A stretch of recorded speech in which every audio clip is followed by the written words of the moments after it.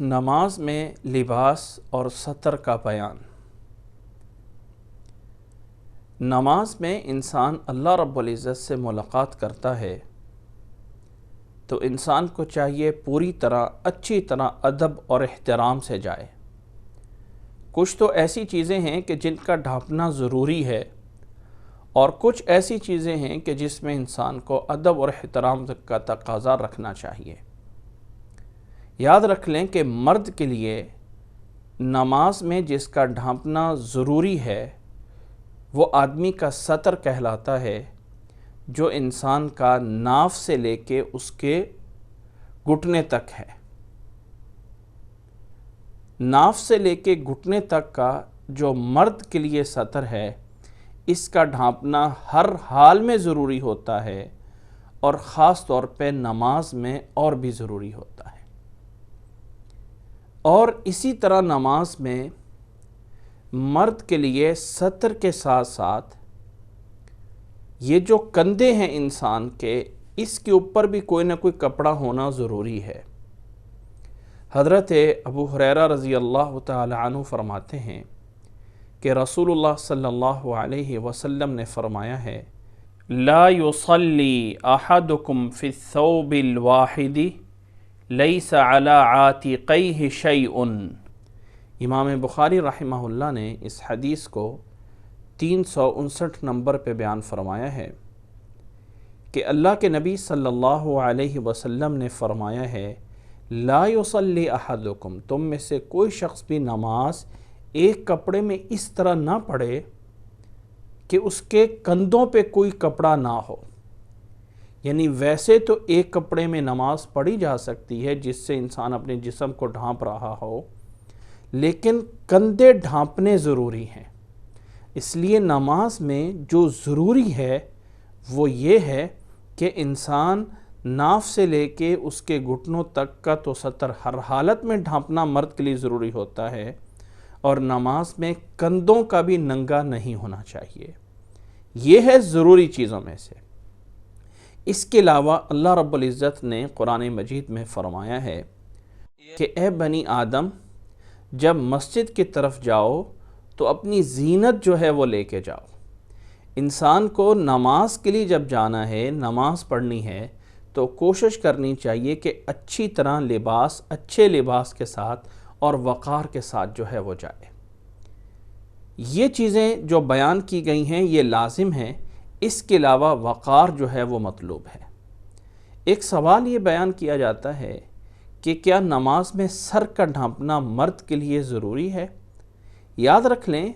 کہ اللہ کے نبی صلی اللہ علیہ وسلم کی عمومی سنت میں سے یہ ہے کہ آپ صلی اللہ علیہ وسلم سر کے اوپر پگڑی رکھتے تھے، عمامہ باندھتے تھے، وہ اللہ کے نبی صلی اللہ علیہ وسلم کی سنت میں سے ہے۔ لیکن عمامہ کے علاوہ کسی ایسے انداز سے سر کو ڈھانپنا کہ خالص نماز کے لیے آ کے سر کو ڈھانپا جا رہا ہو اور وہ کسی بھی چیز سے ڈھانپ لے، یہ مقصد نہیں ہے۔ مقصد ایک عزت اور وقار لینا ہے۔ مثال کے طور پہ انسان ایک کوئی خراب کپڑا یا وہ رومال جس سے انسان اپنا ناک صاف کرتا ہے،